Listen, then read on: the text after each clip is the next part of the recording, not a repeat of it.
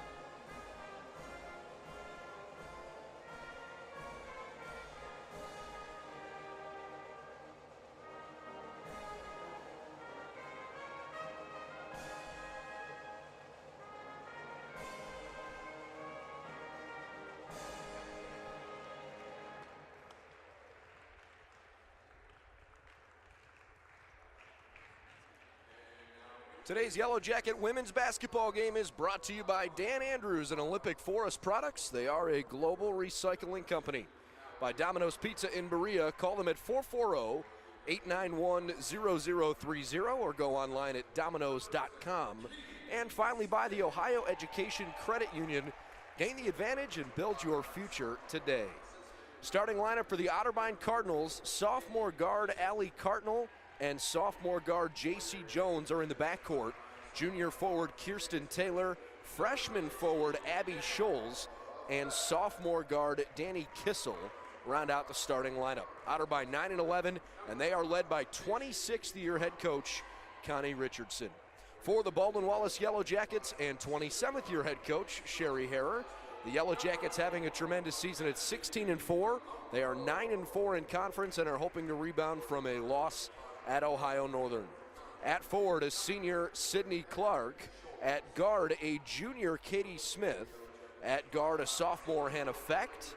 Mackenzie Colombo, the senior guard, makes another start, as does Clara Lemon, the senior forward. Of note for the Yellow Jackets, remember in their last home game, Casey Hughes left the game with a knee injury. She is still recovering from that leg injury, I should say. And in the starting lineup in her place is Katie Smith, who at one point was taken out of the starting lineup when Hannah Fecht went in. So essentially still a group of 5 on the floor for BW at the outset that's familiar with playing, as a group. Yeah, absolutely. I think Mackenzie Colombo is going to have to take more of that assist role today rather than her scoring role that she's become so used to this year. But I think, yeah, you're absolutely right. This is a group that has camaraderie and has played together before. I expect no change. Otterbein's in the cardinal and gold uniforms. Baldwin Wallace in their yellow tops, yellow shorts with brown lettering and white numbering. Our officials today, Ty Kovac, Joe Humston, and Daniel Potopsky. Lots of action going on around the OAC, and obviously this is a game we'll keep our eye on, but since Ohio Northern has run their record to 20-0, they are 13-0 in conference with just now 5 games left in the regular season, including today. Ohio Northern still hasn't lost. They are 3 games ahead of Wilmington, and they are certainly the favorites to win the OAC regular season and host the OAC tournament. But that second place spot is still very much up in the air. BW and Wilmington will still play one more time on Senior Day, which is 2 weeks from today. So still a lot at stake for the Yellow Jackets and especially for the Cardinals, as Baldwin Wallace is barely able to keep the opening tip in the backcourt. And off we go in Berea. Glad to have you on board here this afternoon as Baldwin Wallace tries to get back to their winning ways after a loss on Wednesday night. Katie Smith with her pink headband on. You'll see a lot of pink all across the gymnasium, both on and off the floor today. It's the play for K-Day here in Baldwin Wallace. That one's deflected out of bounds by Otterbein. I believe it went off Danny Kissel. And so the Yellow Jackets keep it with a baseline inbound, 8 to shoot.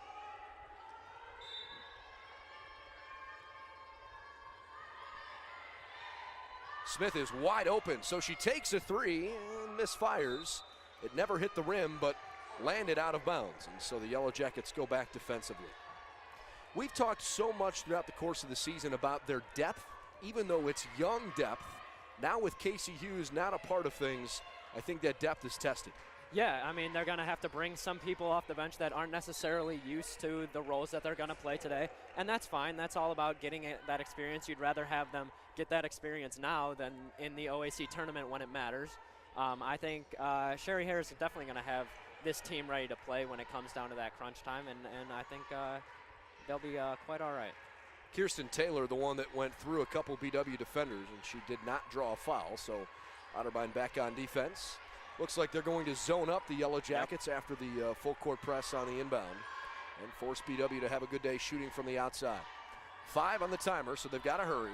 Clark with a long look, and she puts it in. Sydney Clark gets the Jackets started on the right foot.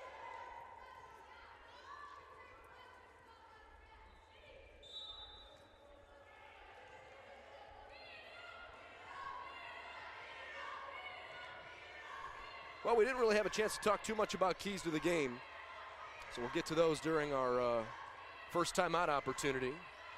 working the ball toward that low post. A good denial as Abby Scholes couldn't bring it in. The Jackets try to get the ball up the floor in transition.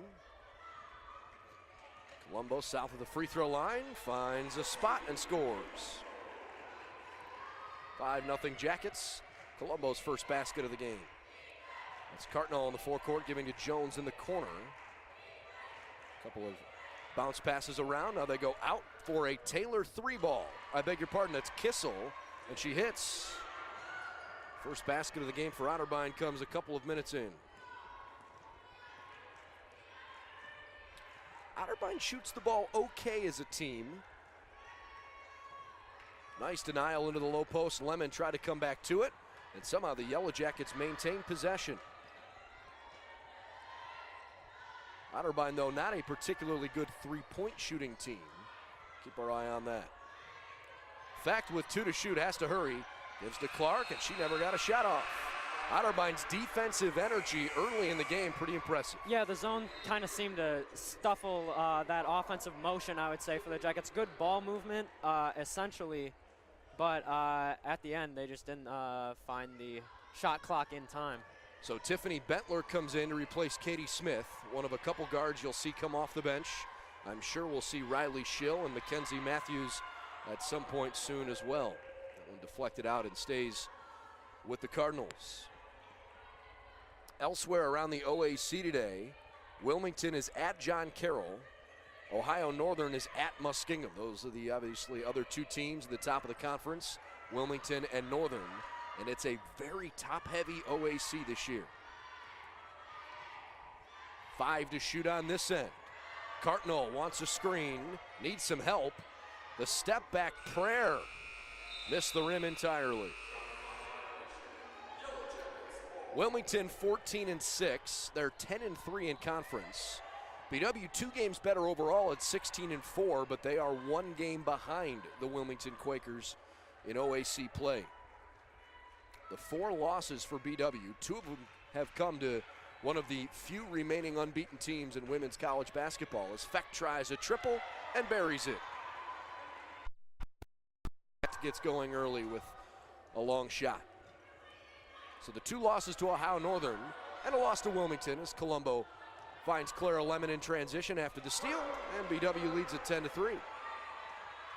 That being said, the loss to Mount Union is looking tougher and tougher to swallow.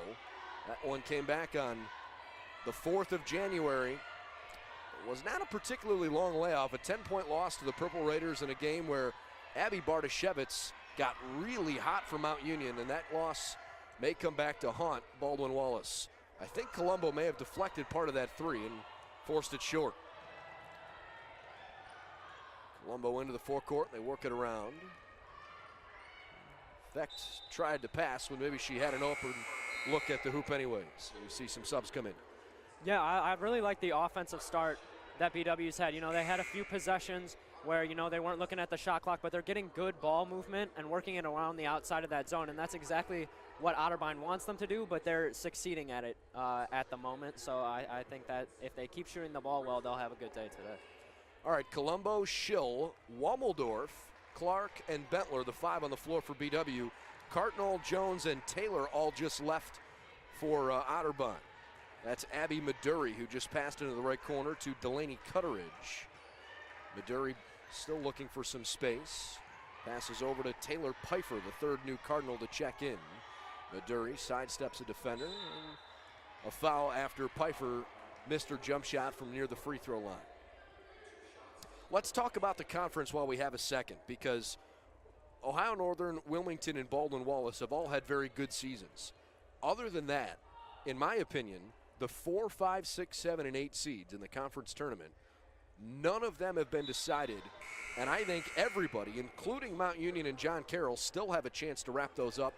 Nobody is over 500 in conference play outside of the top 3 teams. I mean, it's really interesting. It's not something you usually see in any conference, I would say. I mean, it goes to show the competition is very well-rounded in the OAC, other than Ohio Northern, of course, who's been dominating this year. But like you said, it's absolutely wide open, and any team can come in and beat anyone on any day, which is a great thing about this conference. Apparently, unless you're playing Ohio Northern. Yeah. As Rachel Wommeldorf misses the lay-in from near the hoop. Halfway through the first quarter, and Otterbein has the basketball down 2 possessions. Riley Schill nearly poked it away, but it slipped across the sideline.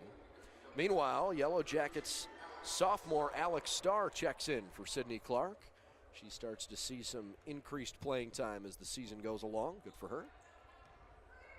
On the inbound, Cutteridge moving to her left. Not a bad little player. This is Kissel in the left corner looking for some space. Starr defending her well along with Kara Marshall, but Kissel puts it in anyways. So it's a 10-6 affair. Otterbein's been in that 2-3 zone the entire first quarter so far. Yeah, we'll see how that works out. We have Katie Smith, who's definitely one of the better three-point shooters on this BW team, but other than that, both Fecht and Clark out of the game at this point. Not really much more of a three-point threat on the court right now for the Yellow Jackets. Cartnall and Taylor both check in after Starr misfired short on her 3.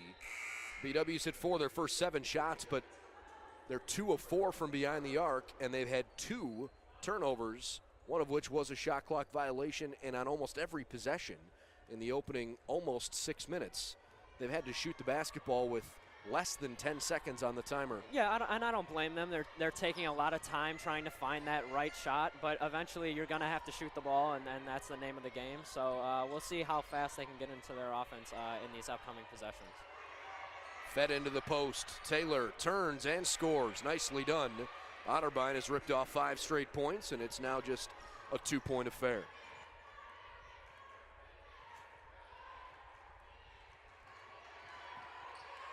Riley Schill, the young freshman from Elyria Catholic. She's been so aggressive the last couple of weeks. Love the way she's attacked the rim. She's playing point guard here. Schill receives that bounce pass, but bobbled it. And it's tied up with 4 seconds on the shot clock. It's a turnover. The possession arrow favored Otterbein. Colombo replaces Katie Smith here. And it looks like Hannah Fecht back out there for Riley Schill. BW knows that if they don't win the OAC tournament, they have to have a very strong showing in order to make the NCAA tournament in March. They are still very much a part of that discussion, but unfortunately, as the 3 goes up from the top of the arc out of Maduri's hands, it's rebounded by Fecht. Unfortunately, BW's out-of-conference schedule, which originally looked like it would be a very strong schedule, has been anything but. And those games were scheduled a couple of years ago. It looked like BW would really challenge themselves, and unfortunately some of those teams like Alfred, as the illegal screen is set, St. Vincent, Worcester, Loris, some of those programs have not had particularly good years, and that's not helping BW's standing within the region. And they know that the giant in the conference this year, the Polar Bears, who they did knock off in last year's OAC tournament, they know that would be the team they'd have to go through. So they've got to make as much progress as they can and put together a solid resume if they want to play into March. Well, I think you're absolutely right. And one of the things I think you have to take into account is the history of this program that Sherry Hare has implemented. They do so well, it seems, every year in the OAC tournament and have made runs deep into the NCAA tournament. It's one of those things you have to take into account, especially for this team. And one for Kirsten Taylor. I'll tell you what, Otterbein's moving the basketball really effectively on the offensive end. They've ripped off 7 straight points to tie this game up after Mackenzie Colombo picked up her first. Sydney Clark returns for Alex Starr, and we are tied at 10 late in the first quarter.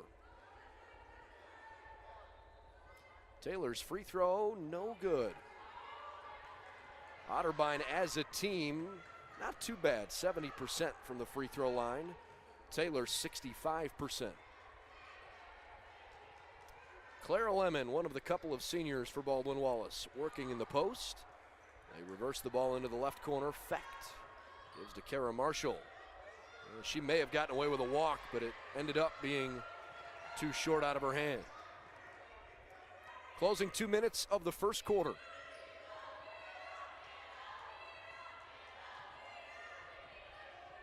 Another good look in the paint, and it turns into 2 points. Abby Scholes, the freshman from Mount Notre Dame High School. And Otterbein has their first lead of the game thanks to a 9-0 run.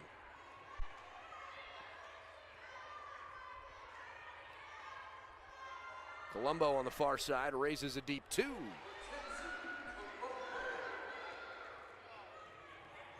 Couple of baskets for Colombo in the first quarter. And it stays with the Otterbein Cardinals. Well, I think Otterbein's proving that they're willing to put a full good fight against a very good Yellow Jackets team together. And I hope Baldwin Wallace is ready for the 40-minute affair. Otterbein might be 9-11, but Sherry Harrer and the rest of her staff certainly feel that this team is better than that record would indicate. They throw it down to Campbell Muriente, and she traveled. So Nicolette Campbell Muriente from Gahanna Lincoln High School in the Columbus area. Wommeldorf replaces Clara Lemon.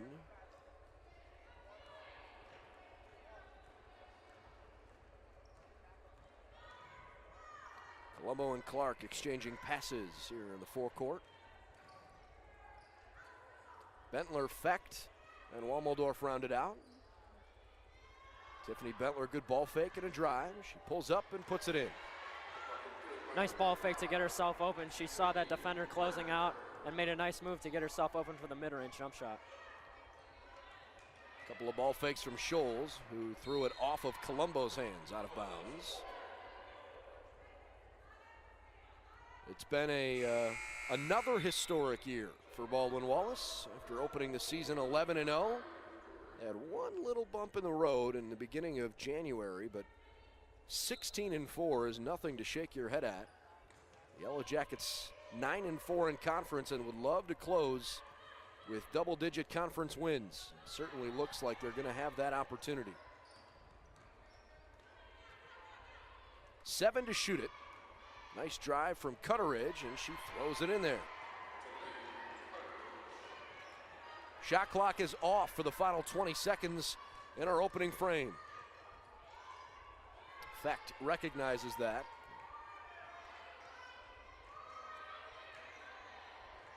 Wommeldorf with 10 seconds to play. Back to Fecht. Colombo sizing up her defender. Got a good screen and missed the 3 ball. Well, after one quarter, the Yellow Jackets were certainly tested by Otterbein's offensive will, and we are tied at 14 apiece. Come on back for quarter number 2 next on BWYellowJackets.com.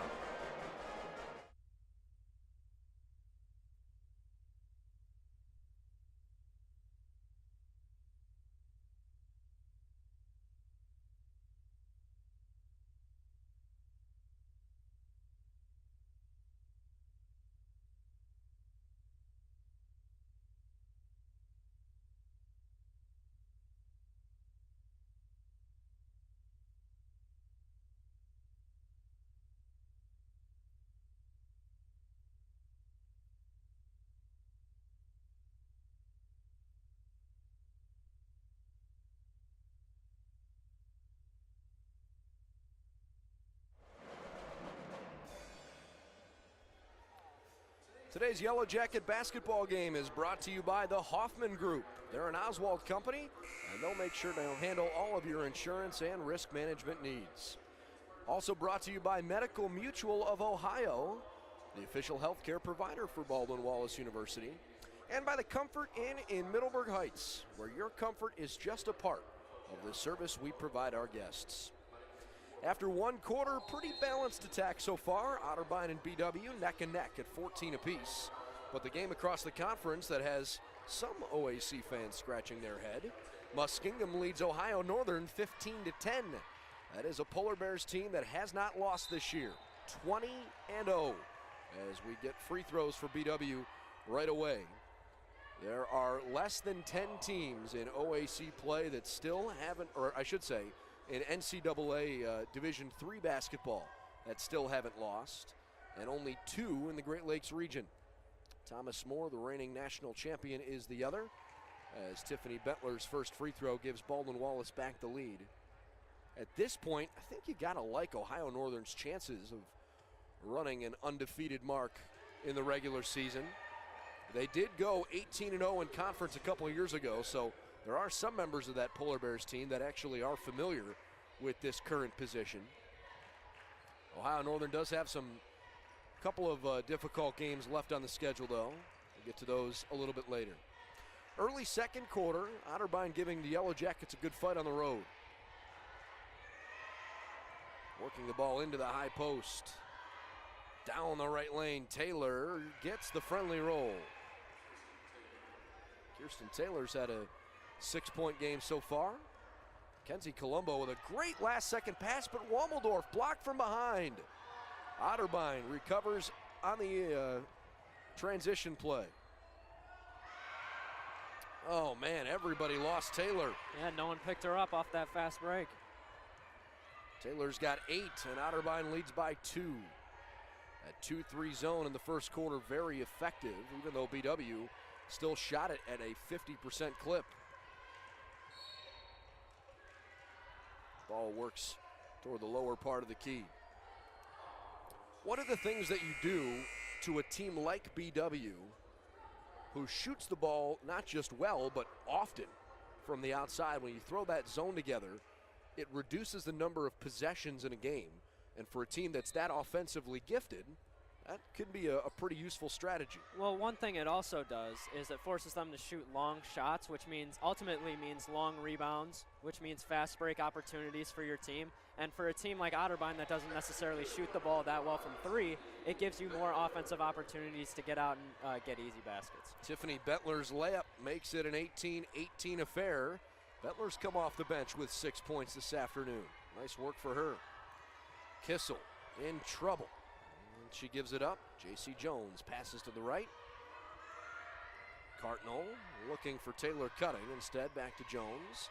And Clara Lemon pulls it in.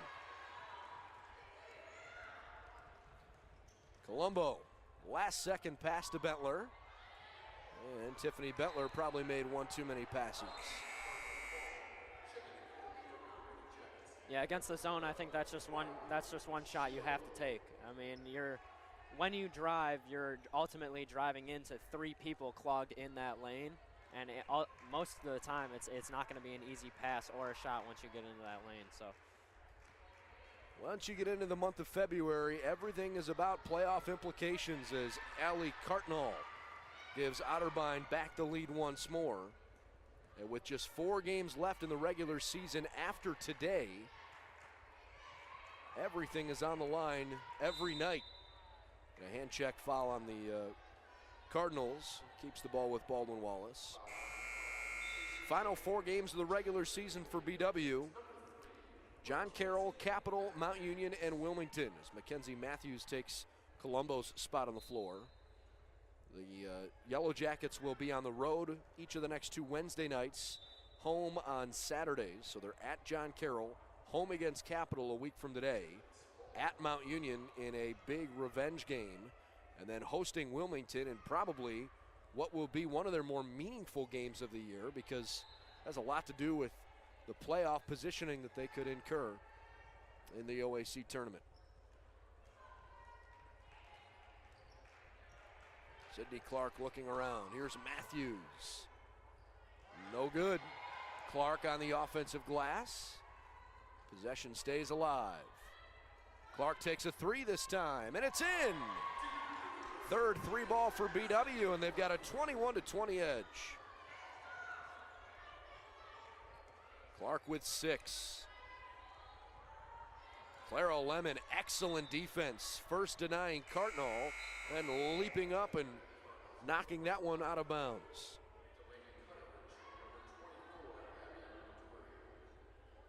Abby Maduri returns along with Delaney Cutteridge. Cartnell and Jones both grab a seat. On the inbound, Kissel is tied up, and it stays with Otterbein. A back and forth affair so far. Pretty balanced numbers statistically either way. Otterbein plays a very different style of basketball than what the Yellow Jackets just saw against those Polar Bears on Wednesday night. Clara Lemon stepped in the way of a high-energy sequence, and BW gets it back. Matthews on a nice feed from Bentler. Dribbled herself into a tough spot. And Otterbein comes away with the basketball. Maduri gives it free, and she'll let Cutteridge run the show after Matthews almost poked it away. And Tiffany Bentler was able to draw a foul. I love the defensive intensity that both teams are actually playing right now, getting back on both ends, playing, denying the ball. It's really exciting brand of basketball. That was Kirsten Taylor who got whistled for the foul.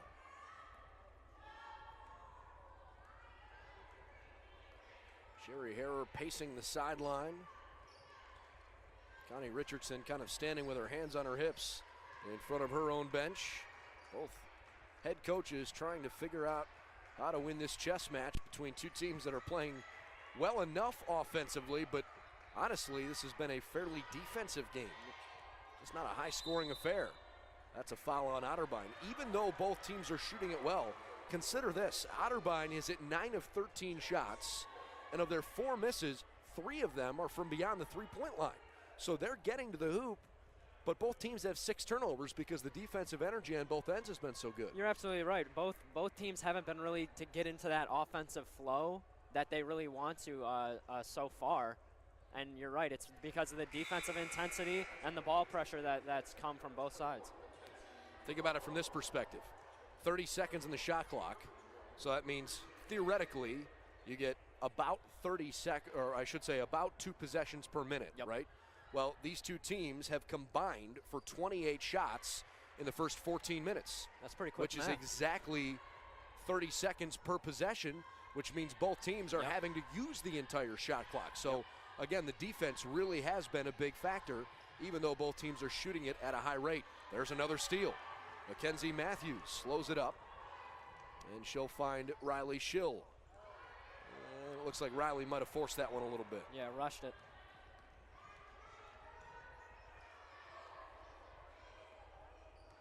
Lemon trying to stay between her opponent and the basket. There's a 3-ball right wing from Maduri, and it's pulled in by Fecht on the glass. Matthews in the right corner with a 3-point lead, 23-20. And Matthews fouled going through the key. If you joined us late, BW got out to a 10-3 lead, but Otterbein went on a 9-0 run, and ever since then, we've basically been playing back and forth basketball. 30-second timeout called for by Connie Richardson, about midway through the second quarter. It's the Jackets 23 and the Cardinals 20 on BWYellowJackets.com.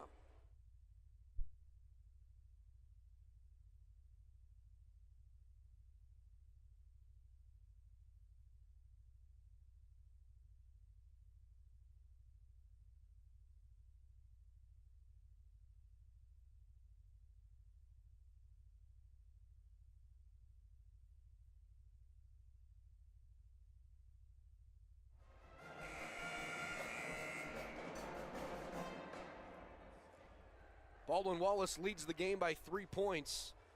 We've played 15 of the 20 minutes in the first half. We're halfway through the second quarter. And we've had only 30 shot attempts in those first 15 minutes. So again, Eric, every possession today feels like it carries a little bit more weight. Yeah, the defensive intensity has been great. I love the play of Clara Lemon. She's really gotten into the passing lanes, made a couple great steals, and made a couple of deflections that have really led to some turnovers and some outbreaks for the Yellow Jacket offense. That 24-20 lead for BW is their largest since the early first quarter, and now it's a 5-point advantage. They haven't had a 5-point lead since they led the game by that 10-3 margin I mentioned, which was midway through the first. Driving to the hoop, laying it high off the window. 2 more for the Otterbein Cardinals as Danny Kissel adds to her total. She's got 7. Second behind Kirsten Taylor for the team lead so far. Clark and Bentler each with 6 for BW. Jackets are shooting at 50% from the floor. 9 to shoot. Fecht wants a 3, and it's too long right out of her hand. And Lemon goes over the back of Nicolette Campbell-Muriente. And the Yellow Jackets go back on defense. Today's Yellow Jacket basketball game brought to you by the Cleveland Clinic Sports Health Division, the official healthcare provider for BW Athletics. Alongside Eric Kwiatkowski, I'm Brendan Gulick. Glad to have you on board this afternoon as the regular season winds to a close. Just a couple of weeks left before the Ohio Athletic Conference Tournament. Beautiful move from right elbow to the left low post. Allie Cartnall with 4 after her left-handed lay-in.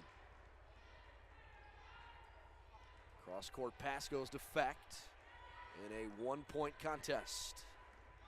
Nearly a steal, top of the arc. Matthews to Lemon, and she bobbled it, but got fouled. Well, of course, since the ladies are playing on this floor, means Otterbein and BW are squaring off down in Westerville. And the Yellow Jackets, who were in a tight game early on, started to really get things going. And they've got a commanding 72-58 lead over Otterbein in a game that is nearing the end of regulation. There's just a couple of minutes left. The Yellow Jackets are close to getting a big win, one in which, quite honestly, they desperately need. Baldwin Wallace at the moment on the men's side, 8th in the conference. Otterbein would be the 9 seed, so that's a critical matchup. Yeah, I think we talked about it on Wednesday. This was almost a must-win for the BW men today. I mean, like you said, they're in the 8th spot, and really coming up is another tough game. I think on Wednesday. So again, this was one of the games they had to win and get their confidence up for Wednesday. John Carroll coming to Berea on Wednesday night. Late second quarter. Pfeiffer turns around and threw up a laser. And Fecht clears away yet another rebound. She's done that a lot today. It's her 3rd carom leading the team. But a double dribble on Baldwin Wallace, who gives it right back to Otterbein.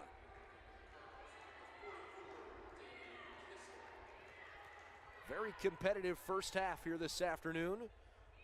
The Otterbein Cardinals are looking for that season-defining win, and a win over a team with a 16-4 mark would certainly qualify.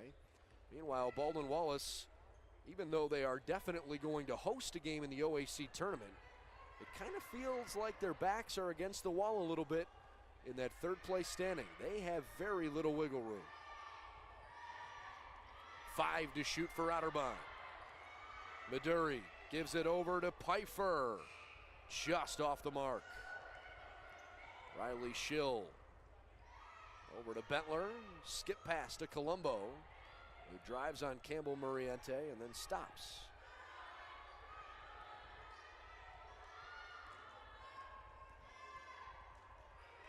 Colombo surveys things. Megan Schubert's in the ball game. She receives the pass on the right block. Her size could pose a presence. Instead, it's Riley Schill in the middle of the key. No. Schubert going to the free throw line on her putback try. They really have no one who can really match up against Schubert down low. A great offensive rebound and a nice quick putback to get the foul.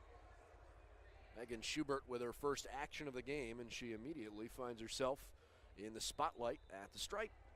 Her first shot is off to the right, no good.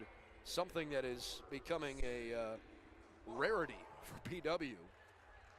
This team is one of the best free throw shooting teams in the country. 76% on the season, and lately they seem to hit absolutely everything. Several times this team has shot more than 20 free throws in a game and been over the 90% conversion mark.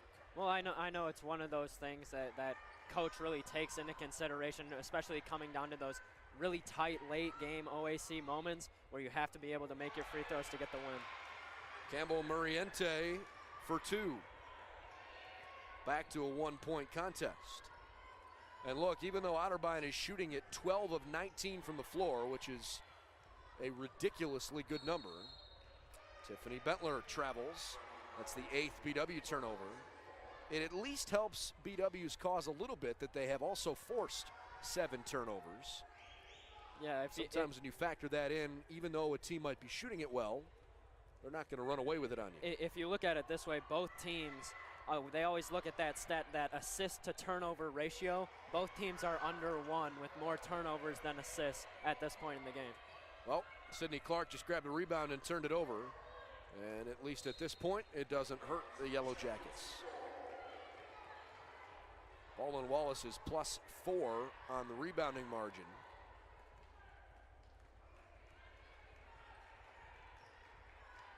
Final minute 20 before halftime. Schubert asking for it in the post. She receives it, turns, and misfired. Campbell Murriente with a nice rebound. Otterbein with a chance to take the lead.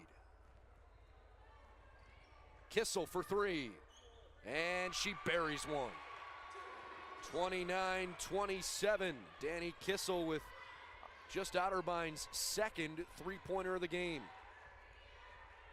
Abby Scholes has the other. BW down a pair. 9 to shoot. Bentler is wide open, and she decides to drive instead. Kicks to an open Clark, who misses on a triple.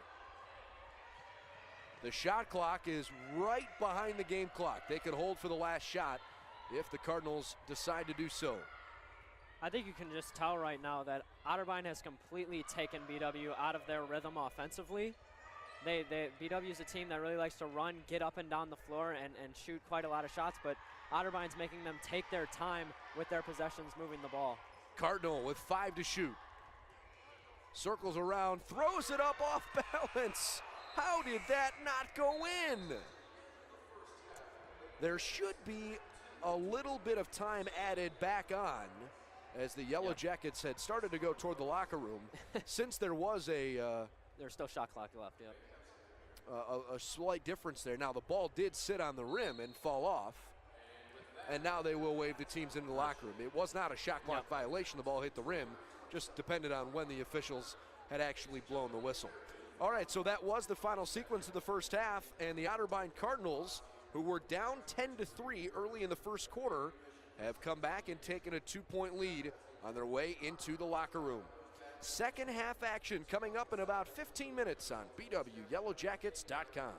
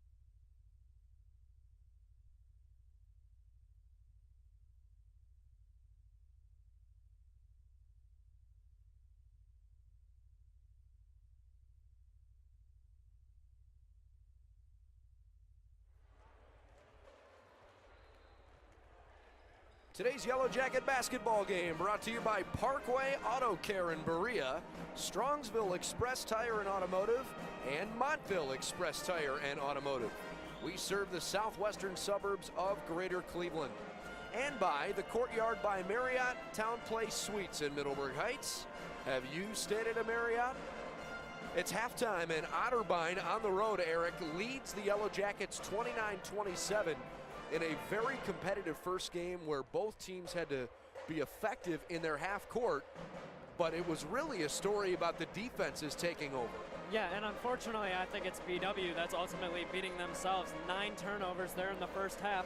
Only 2 steals for Otterbein, which unfortunately means those are unforced errors, and they're turning the ball over without really, getting their offense in motion. So unfortunately, that's going to have to change for them to win today, and I expect Sherry Hare to make some adjustments. Well, a couple of those unforced turnovers were shot clock violations, and it had a lot to do with that 2-3 zone that Otterbein so effectively played in half number 1. Meanwhile, it was about efficiency when the teams didn't turn the ball over. Yeah. Otterbein shot it 57%.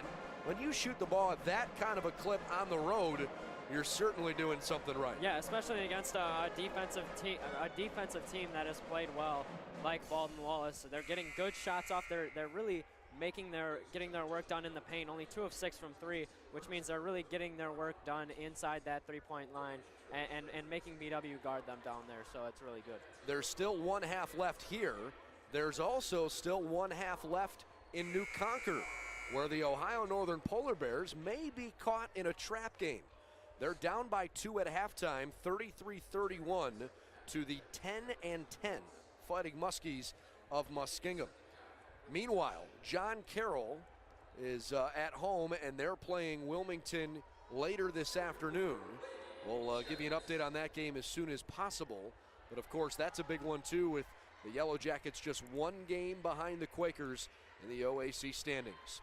BW and Otterbein switch directions, so it's the Jackets shooting off to the right as we open up the second half. Clark, Colombo, Smith, Fecht, and Clara Lemon.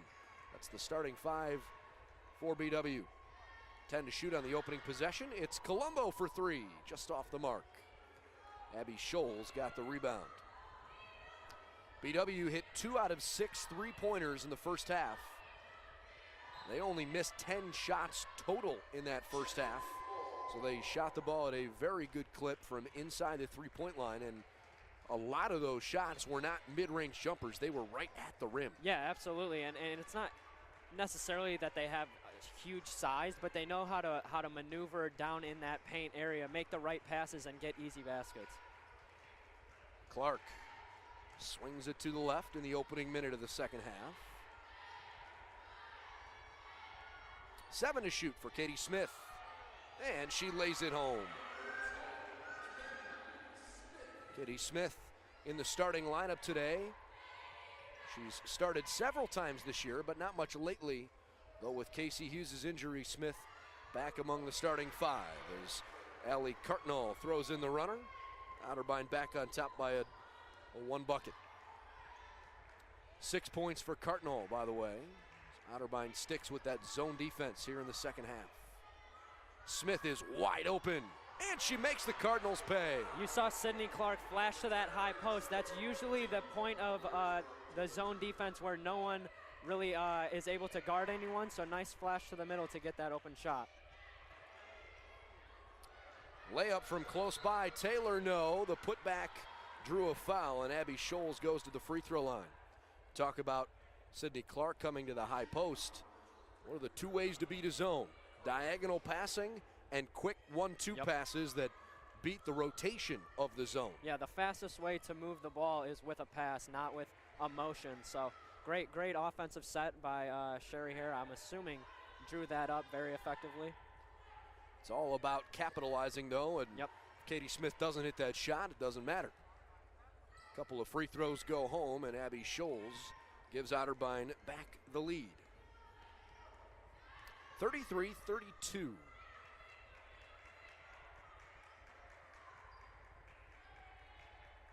Otterbein looks like they're switching things up now and going to a man-to-man look. Clara Lemon Yeah, fouled. Fouled by Danny Kissel, who grabbed her on the left wrist. You know, one thing we didn't see much of at all in that first half until the last couple of minutes were a lot of whistles. BW, in fact, didn't have many fouls at all until the final couple of minutes of that second quarter. They only finished with 5 in the whole first half. Clara Lemon's free throws too short. And so the Yellow Jackets, who shot 8 of 10 from the free throw line in the opening half, miss on the first here in half number 2. But the second one is good, and we're all tied up once more. This game has basically been played within a 7 or 8 point swing from the end of the first quarter on.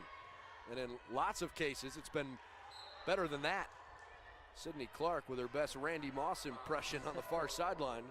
Got 1 foot in bounds, but not 2. Speaking of Randy Moss, does his daughter still play at Thomas More?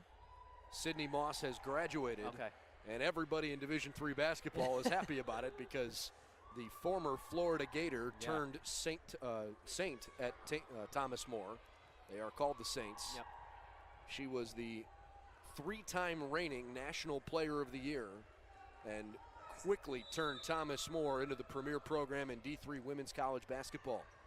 2 national championships, although one of them has been vacated. She was still a special player, and they were more than just Sydney Moss. They are very good still. They're just not quite as good without her. Kissel for 2, and Otterbein's got the lead back.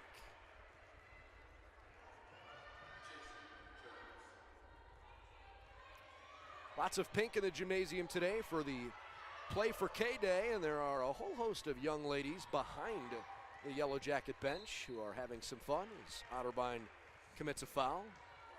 I would say they can't be much older than 10 or 12 years old, but doing the wave, and everybody's wearing some combination of pink and blue in that little group. Imagine they're probably a team of some sort. Great to have that kind of support here this afternoon. Meanwhile, Abby Scholes checks out of the game, and Otterbein has to buckle down defensively. Early second half. If you tuned in a little late, I'm Brendan Gulick along with Eric Kwiatkowski. Just 5 games left in the regular season, including today. Sydney Clark's jumper from the keyhole is too strong. Playoff positioning very much at stake for both of these teams, but maybe more so for Otterbein. 5 teams in conference, all within 1 game of each other. Down in the bottom half of things. Great defense by Lemon. She forced a miss from Kissel. In fact, 4 teams are tied for 5th. Mount Union is in 9th place, just 1 game back. After the turnover, Clark contests the layup and forced another miss. Those are the kinds of misses that will haunt you. Well, you're absolutely right, but Sydney Clark, I would give her a great effort on that play. Actually leads the team in blocks this year with 26. Absolutely a great contest, even though she didn't block the shot. I don't think she got her fingertips on it, but you're right. She at least forced a mid-air adjustment. Yep. And the ball, in fact, I don't think ever hit the rim. Clark, Colombo, Lemon, Fecht, and Katie Smith still out there for Baldwin Wallace. Lemon with 10 to shoot. Fires up top. Here's Colombo. Sydney Clark for 3. Yes! The net twirled back up through the iron. Baldwin Wallace leads by 1. Here comes Tiffany Bentler. Mackenzie Matthews also back in. A couple of substitutions for Otterbein as well. Abby Maduri, her first action of the second half, along with Delaney Cutteridge. That one was thrown into no man's land as Kirsten Taylor turns it over. Baldwin Wallace leads the game even though their opposition is shooting at 54% midway through the third quarter. Well, I think the turnovers are still very prevalent as we see in the second half. BW now up to 10 and Otterbein is up to 8. Still even those unforced errors has still become a big part of today's game. Bentler looking for an opening, gives to Riley Schill. She takes the little tiny sliver of daylight and puts 2 points on the board. That's Riley Schill's bread and butter. Yep. Cutteridge to the top, Maduri. Kissel uses the screen. Wanted to pass it to the middle, but good defense and a turnover. Clara Lemon, usually you don't see her initiating the offense. The post player got the ball right back. Nice. And one! Terrific sequence for Baldwin Wallace.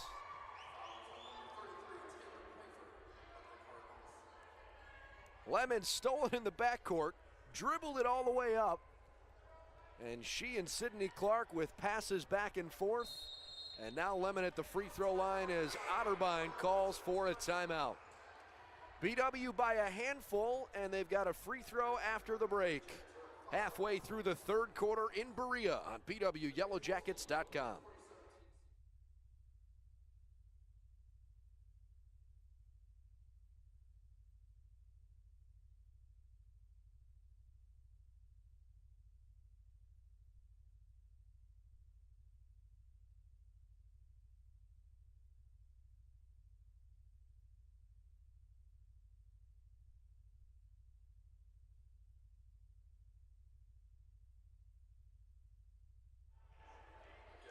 Baldwin Wallace with a 5-point lead out of the timeout.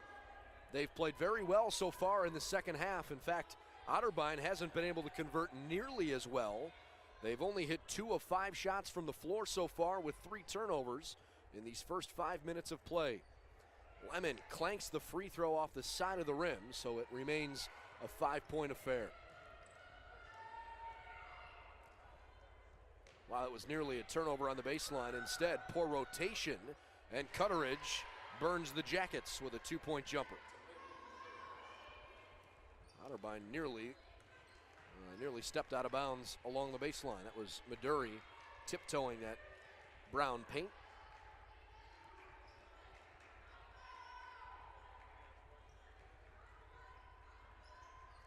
Matthews from the top of the key looks at a cutter and passes left. Lemon a long 2, no good. Every once in a while she'll let it fly from out there. Cutteridge and Maduri. They have run the show with that second tandem at guard. And a wraparound foul. Whenever Cartnell and Jones aren't on the floor, Cutteridge and Maduri have basically initiated the offense from the backcourt. Wommeldorf back in. Sydney Clark and Clara Lemon leave. And Effect returns as well. And it's Danny Kissel on her way to the bench with Taylor Pfeiffer returning for Otterbein. On the inbound, Pfeiffer can't get into the scoring column immediately. BW by 3. And Effect wants to double it, and she does. Largest lead for the Yellow Jackets in quite a while.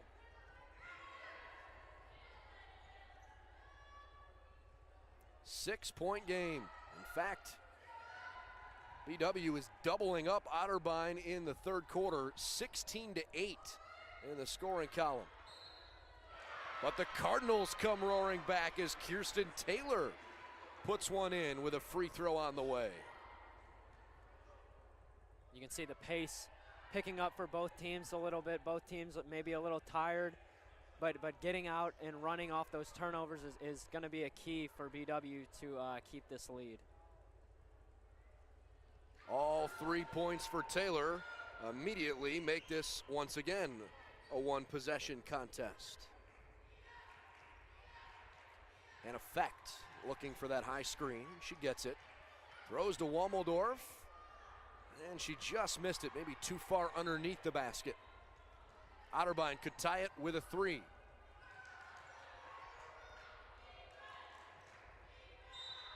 Cardinal and 1. Abby Maduri was begging for it over on the right wing, and Cardinal said, forget about it, I'm going to take it myself. Timeout, Yellow Jackets. Otterbein after giving up the 3 ball to Hannah Fecht. Looked like maybe they were giving the Yellow Jackets some room to run, but with 5 consecutive points and potentially a 6th, this game may get tied up once more. 3 minutes to go, third quarter in Berea.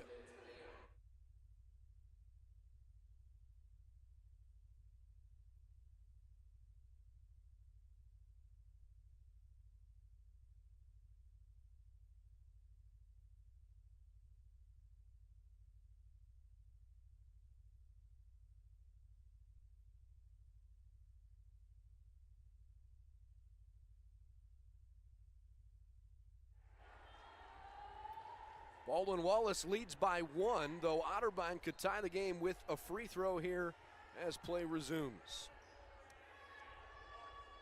Cardinals have hit 3 of their last 4 shots from the floor, and they are perfect from the stripe in the third quarter so far, but now 3 of 4 after the miss. You jinxed them. Well, when BW had that 6-point lead, that was their largest lead since the first quarter, and Otterbein ripped off 5 quick points to bring it back to just a 1-point affair. Nice move. Right back to Bentler in the corner, and the Yellow Jackets have a little extra bounce in their step out of the timeout. Riley Schill gives it up. Fecht wanted the deep shot, instead drove the lane, and she's got 2 free throws coming her way.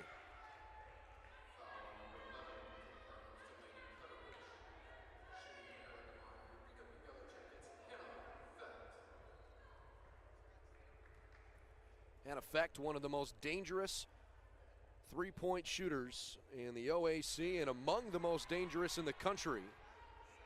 With a chance at the free throw line instead here to increase the lead 44-42. She's got 7 points. Wilmington leads John Carroll in the third quarter over in University Heights 49-44. And Ohio Northern has resurrected in the third quarter down in New Concord after trailing 33-31 at halftime. Fecht hits them both.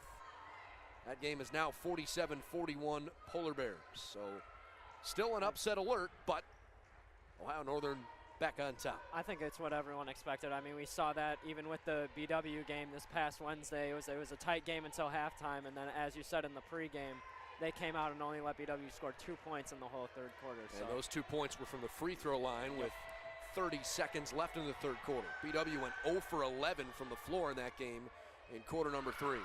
Meanwhile, Otterbein's got it back to a 1-point contest. They continue to get to the rim, and more often than not, it's Kirsten Taylor getting the job done. Yellow Jackets by 1.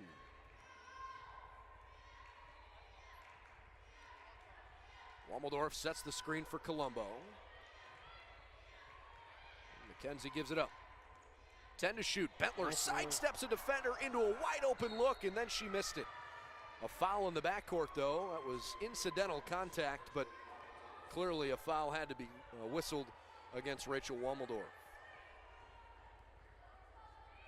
Baldwin Wallace shooting the basketball okay. This has been a game, again, still dictated by the defenses, even though both offenses have converted at a pretty good level. Free throw up and good. Otterbein's hit 5 of 8 from the stripe. Just some quick math, 64 shots. We are almost through 3 quarters. That's a little bit over, more than 2 shots total per minute. A little bit more of an up-tempo flow here in the second half. But remember, in that first half, it was essentially both teams using all of the shot clock. This has at times been sloppy, but the defenses have applied a lot of pressure. After the miss, Cartnall, coast to coast, gives it free, and it's blocked out of bounds. Tiffany Bentler swats it away from Pfeiffer. Big time rejection.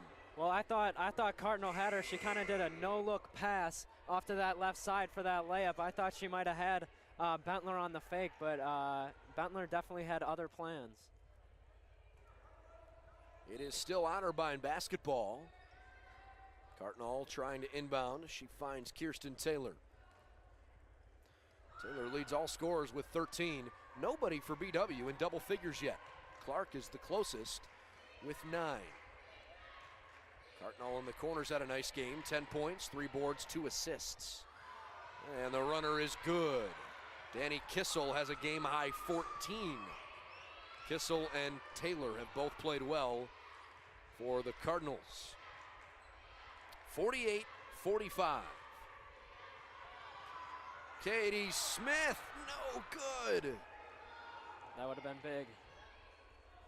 Otterbein with about 10 seconds between the game and shot clock. They will look for a good shot here. The Cardinals led at halftime by 2, and they have fought their way back out front here late third quarter. BW's let this one slip away a little bit after building a 6-point lead.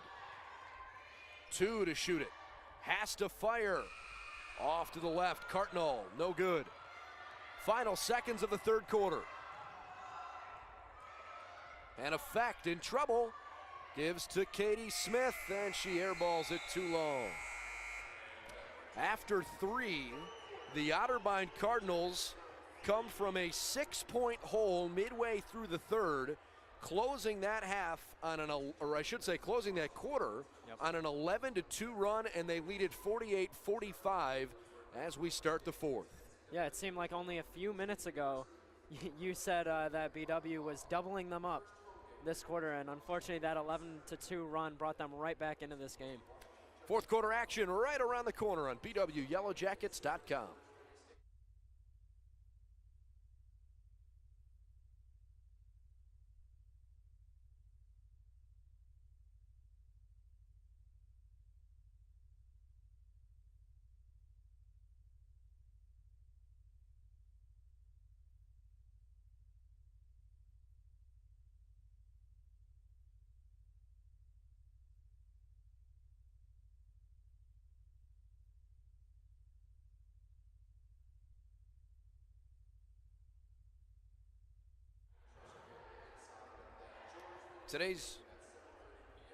Today's Yellow Jacket women's basketball game brought to you by Valley Ford Truck. When you need a big job done right, call Valley Ford Truck. We carry the load for the Yellow Jackets. And by the Oreo Cafe, a great place for sports, located just 2 minutes up the street from campus at 294 North Rocky River Drive in Berea. 3-point game in Berea. It's a 3-point game in New Concord with Ohio Northern, the league leader, on top of Muskingum, 54-51. That one is in the early fourth quarter. Baldwin Wallace really can't afford to lose this one here. And a foul committed by Clara Lemon. Otterbein, if you did not catch the beginning of the broadcast, they've essentially had that kind of season where they've beaten everybody that you'd expect, and they've fallen just short of the teams that on paper you would think, well, they're maybe not quite at that level. They're really looking for that season-defining win. They're in a tight place right now in a 4-way tie in conference, but the Cardinals are the team right now playing with nothing to lose. Yeah, absolutely, and you talked about Otterbein having to win this game, but I think it's just as much BW having to win this game. To get that number 2 spot, I think is so essential to stay as far away from Ohio Northern on that bracket as possible. Foul shots are good. It's a 5-point game. This time it's in Otterbein's favor. Hannah Feck's 3-pointer made this 43-37 BW. It's a 13-2 run for Otterbein since then. Colombo, she's going to the free throw line. Not only staying as far away from Ohio Northern as possible, but remember, if you're the 2 or the 3 seed, you wouldn't see the number 1 seed until the championship game. But the idea of having to go back down to Wilmington, which is kind of a tough place to play, and Wilmington this year in conference, not bad. They're really not bad. They're 10-3. They've had a couple of games that really got away from them. And BW played a very competitive game, but it was a 6-point win for the Quakers. And if BW could play them at home, that would certainly be more beneficial. They will play Wilmington at home in the final regular season game. Opening minute of the fourth quarter belongs to Otterbein. Second chance good for Abby Scholes.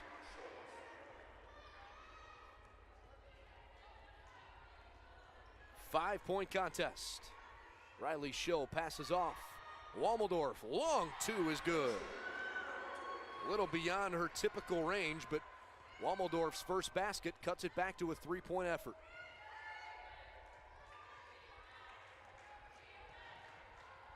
Scholes fell over, quickly popped back up. It's Kissel driving the lane. And Wammeldorf clears away the rebound.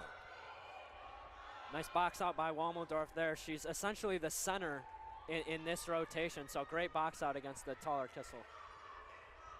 No good as Colombo tried to tie the game.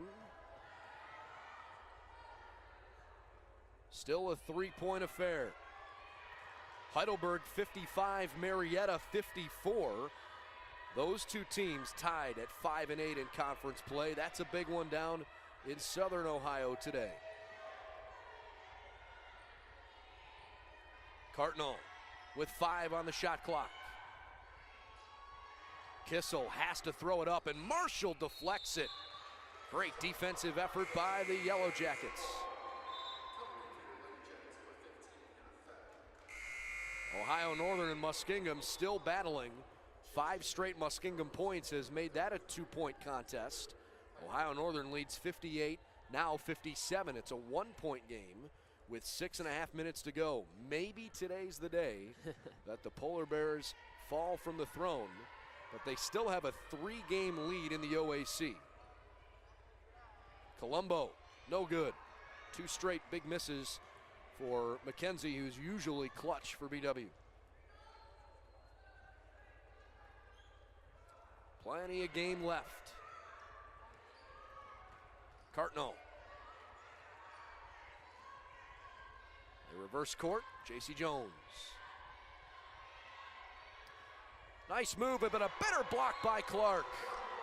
Pfeiffer, for the second time today, rejected in vehement fashion. Tiffany Bentler gives Mackenzie Colombo a chance to collect her thoughts for just a second. 6 to shoot for Otterbein. A turnover. Bentler with a steal.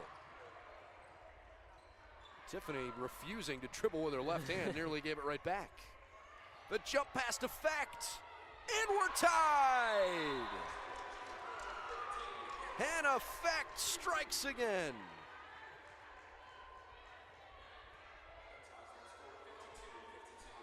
"11 points for Hannah Fecht, leads Baldwin Wallace, her third 3 of the game.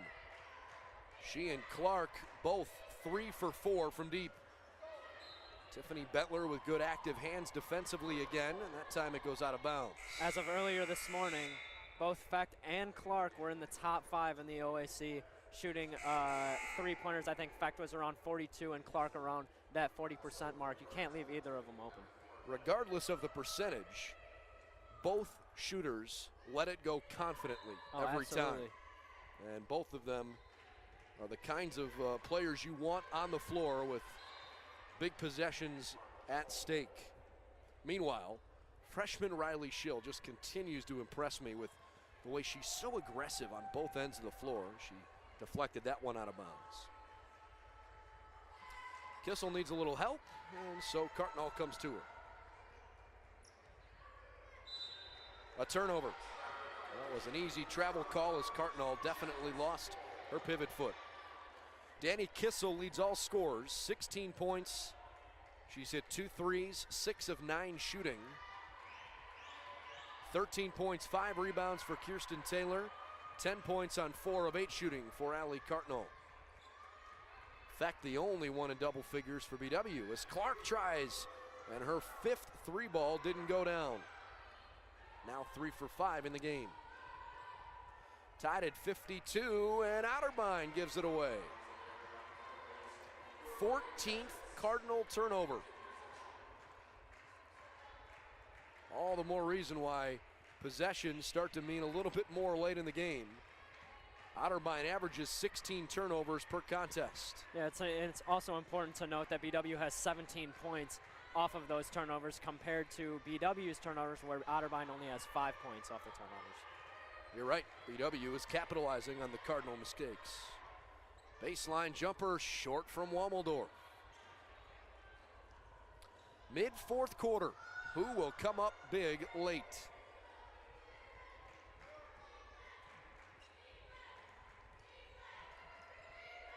Cardinal into the low post. Taylor muscles it over. Fearless. She throws it over the top of those long outstretched arms of Rachel Wommeldorf. Looks like Hannah Feck might have caught an elbow as well. Riley Schill, no good on a runner. We'll keep our eye on Feck. I didn't catch that in live action. It deflects out of bounds. You're right, she kind of keeps rubbing at sort of the bridge of her nose. Yeah. Colombo replaces Clark, and now Clara Lemon comes in. Rachel Wommeldorf leaves the floor.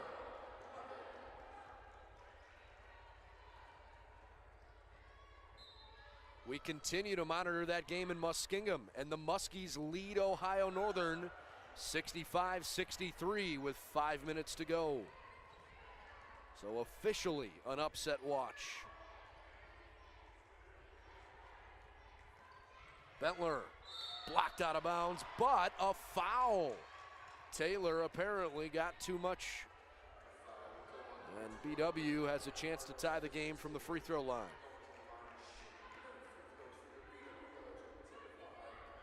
You know, as opposed to that first half where we saw a lot of play deep into the shot clock, it feels like this second half has had a different pace to it. It's almost like it's been two different games. Yeah, both offenses, I think, kind of found their groove and were able to get almost easier shots. I mean, Otterbein still shooting it at 54% for the game. That's very impressive. But yeah, I think the pace definitely has picked up. After one of two go home for BW, Jackets have cut it to a 1-point deficit. That's a sloppy turnover. Abby Scholl's just not on the same page, and the Cardinals will meet at midcourt. I think basically try to get each other going again. Yeah, I think that's 3 straight turnovers for the Cardinal offense. Meanwhile, Clara Lemon back on the floor, but remember she's playing with 4 fouls. Keep your eye on her. She sets the screen. Down by a point, the Yellow Jackets looking for a high percentage look.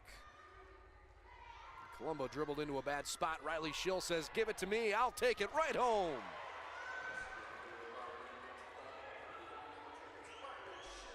Schill puts the Jackets out front. She's got 4. Look at the pressure by Colombo, well outside the arc. Cartnall is pestered a little bit. Stolen by Bentler. She's got another takeaway. And Tiffany Bentler lays it in. Baldwin Wallace let a 6-point lead completely slip away and turned it into a 5-point deficit. But they've answered since then, and they've got the lead back. Timeout Cardinals with just 3:42 left. It's only a 3-point game. Don't go anywhere. We've got a white knuckler in Berea this afternoon.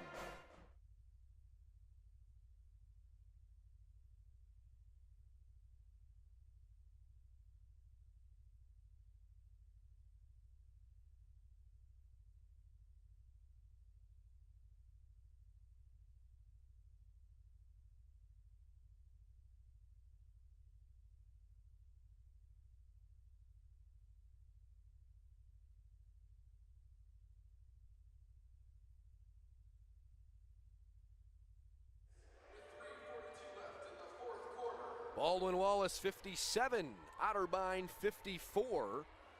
It feels like a must-win game for both teams here late in the season. Ohio Northern with just a 2-point lead under 3 minutes to go at Muskingum, and Wilmington has a 6-point lead with 7 minutes left at John Carroll. So the top 3 teams in the OAC all in tight contests here this afternoon. Otterbein is making the most of their second chance opportunities, especially here in the second half, and they've made it a 1-point game. 6 points now for Abby Scholes, most of them in the second half.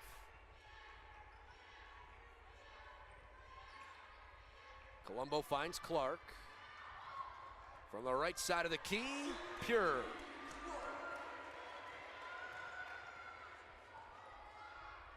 Otterbein has not been a big three-point shooting team all season, and they certainly haven't been a deep threat today, just 2 of 7. But a 3-ball would tie the game with under 3 minutes to go. Clara Lemon overcommitted, nearly burned her. Cutteridge pulls up from the elbow, it's too short. And Bettler with a great box out. Tiffany Bettler has done it all today. Colombo fouled going to the hoop.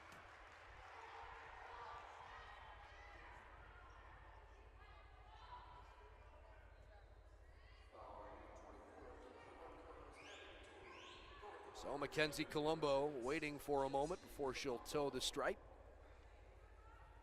Clark and Fecht leading the way for BW. Colombo, kind of a quiet day. That free throw gives her 7. She's 0 for 3 from behind the three-point line. But that's okay. She's had bad days shooting and still come up with clutch shots, i.e. Heidelberg in that overtime win when her 3-ball won it just before the final buzzer. 60-56. BW has been atypical from the line today as a team. They have missed 6 times as Otterbein gives it away for the 18th time. And BW has scored 22 points off the first 17 turnovers. Meanwhile, Baldwin Wallace had, 9 turnovers in the first half and only 1 in the second half. The offensive foul gives it right back to Otterbein. That's the first foul on Riley Schill, and Sherry Harrer says, all right, 2 minutes left. We've got a 4-point lead. Let's take a full timeout and make sure we've got our heads straight as they think about how to attack this final couple of minutes. The Yellow Jackets with a 4-point edge at home on BWYellowJackets.com.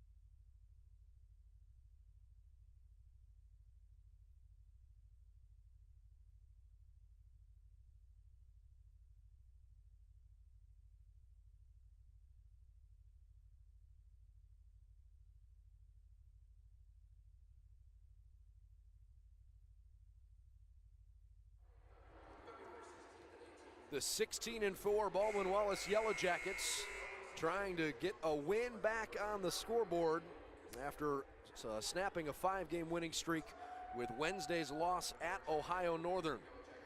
And they've got a 4-point lead with 2 minutes to play on their home floor. Otterbein, basically a 500 team most of the year. They've won 2 of their last 3 after a moderate 3-game skid. Riley Schill helps tie that one up, and it goes back to BW.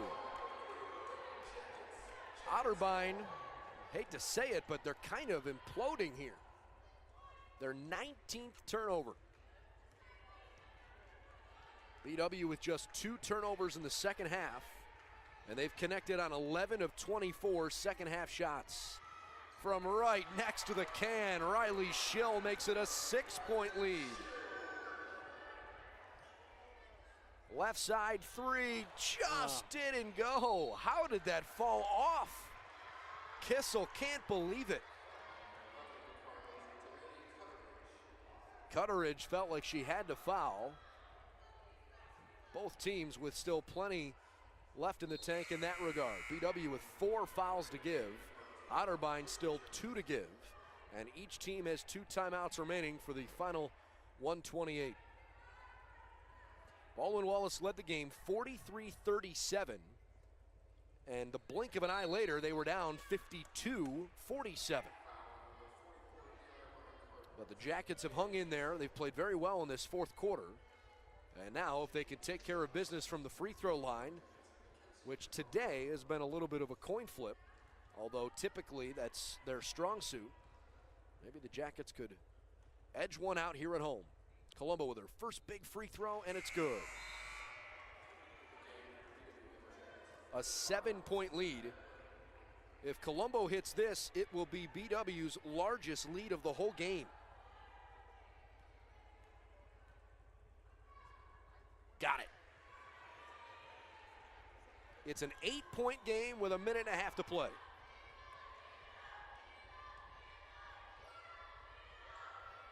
Otterbein doesn't need a three, but they need a basket quickly. And that's a foul from the top of the arc. I think it's on Colombo. Yeah, she ran right through that screen. It should be her second. Sure is.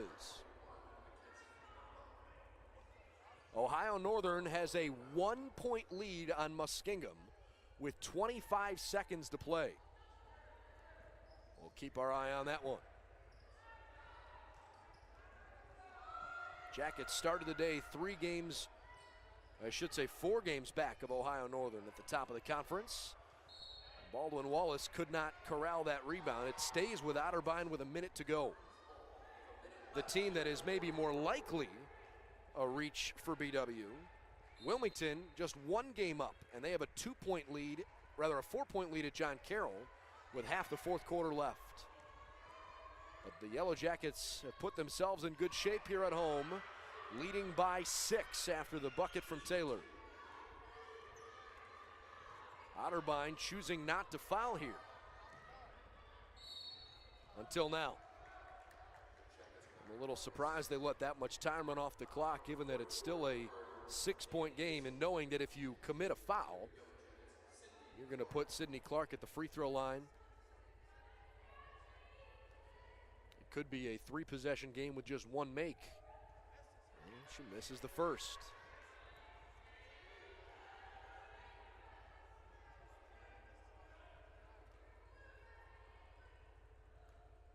Clark's second try is good. Timeout, Otterbein, as BW leads the game by 7. All right, while we have a second, we'll go back to the scoreboard across the conference. Wilmington 65, John Carroll 64. So even though the Yellow Jackets will be playing their crosstown rivals on Wednesday, they are rooting for John Carroll today. Took the lead, the Blue Streaks just took the lead with 3 minutes left. If John Carroll can beat Wilmington, then BW and Wilmington will pull into a first-place tie. I'm sorry, a second-place tie. Wilmington has yet to play Ohio Northern a second time. So we'll keep our eye on that. Ohio Northern has a 1-point lead on Muskingum with 11 seconds left in the game.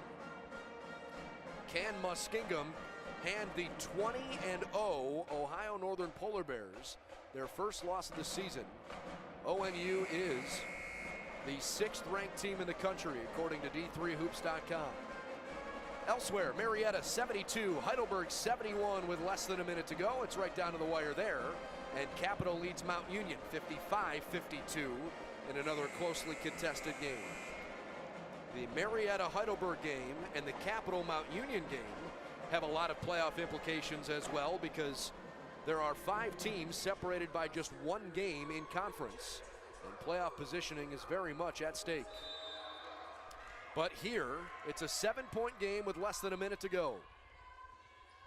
Who would have thought after all this we would have the most lopsided game in the conference here? A dead-on 3 clanks well off to the left. Scholes is put back, no, but she got a third chance. Kissel's 3, no good. Finally out of bounds, and BW is just dodging bullets.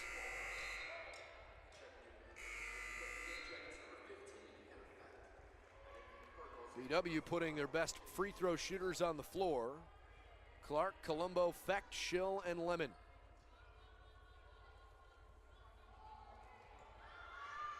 Clark inbounds to Clara Lemon, who is fouled immediately. Meanwhile, Muskingum, after they had a layup to cut it to that 1-point game, they immediately fouled probably the OAC Player of the Year in the making, Britt Locke, for Ohio Northern, and she hit both of her free throws. And after Muskingum missed a layup, they were forced to foul again, and Ohio Northern now has a 4-point lead with 8 seconds left. Clara Lemon's free throw makes it 66-58, so this is looking good for BW. And Ohio Northern tacked out another free throw, so they lead by 5 with 8 seconds left. Looks like they're probably going to win that too, but not over yet.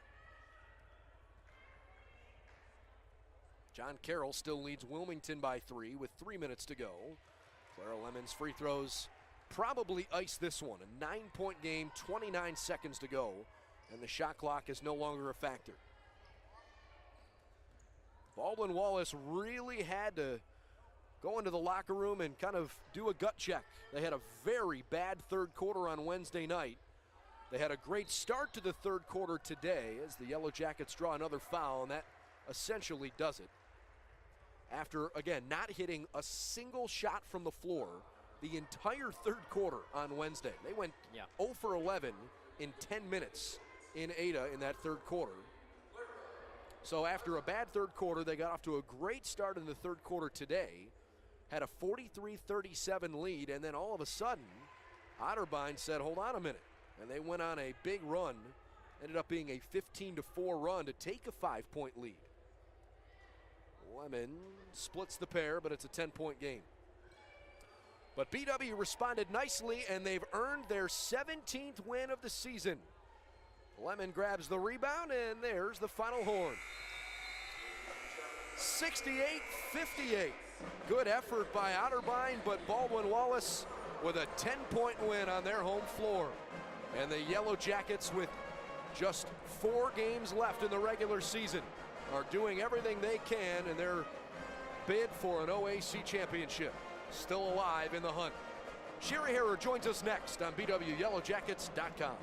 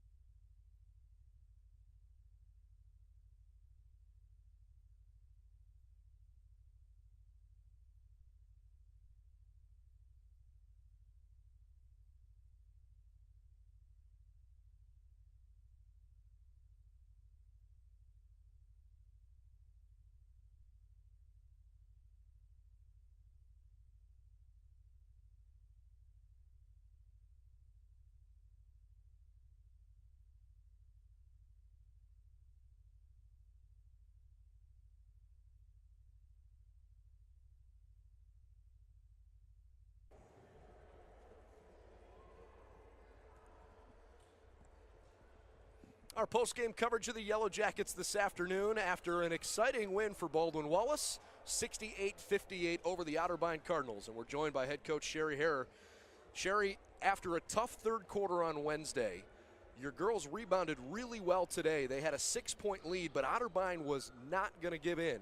And they really tested your team, and I thought they responded nicely there in the fourth quarter. Yeah, we finally started defending in the fourth quarter. And when we don't defend, we don't get to offense very easily. So defense is the name of the game for us. How do you like the way the team is starting to come together now that you basically have 4 games left in the regular season? You may not have drawn it up with 3 consecutive losses in the middle of the year, but now it's 17-4. I'd like to think you're pleased.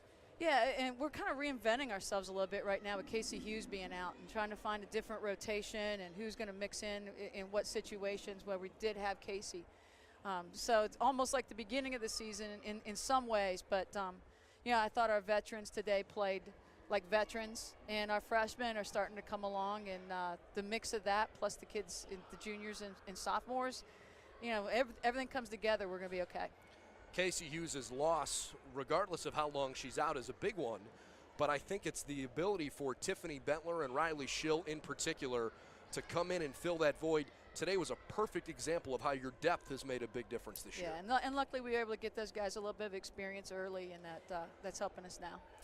Congratulations. I know there's still bigger goals in mind, but the team is certainly playing well. Thank you very much. More thoughts next as we wrap things up on BWYellowJackets.com.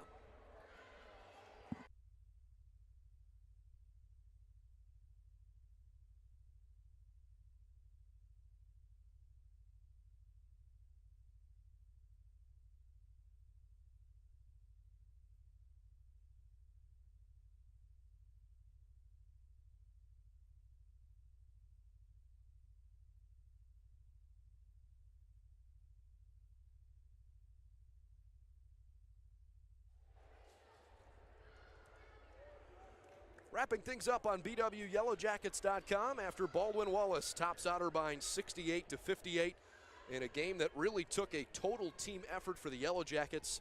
Only 2 players in double figures. It was a balanced attack offensively, and at sometimes it was a test of will more than anything else. Yeah, absolutely. It was their defense that carried them here, especially in that fourth quarter. Only 10 points given up in that fourth quarter, and the amount of turnovers they were able to take away from Otterbein really led them to the victory today. Kirsten Taylor led all scorers with 17 points and 8 rebounds. Nice game for her. She hit 8 of 12 shots in 30 minutes of action for the Cardinals. Allie Cartnell, 10 points on 4 of 10. Danny Kissel, a good effort as well, 16 points on 6 of 12 shooting. Hannah Fecht had 11, 3 threes for her. 3 3-pointers for Sydney Clark. She scored 12 points. 9 apiece for Colombo and Lemon, the 2 upperclassmen. Baldwin Wallace able to get it done with a 23-10 margin in that fourth quarter.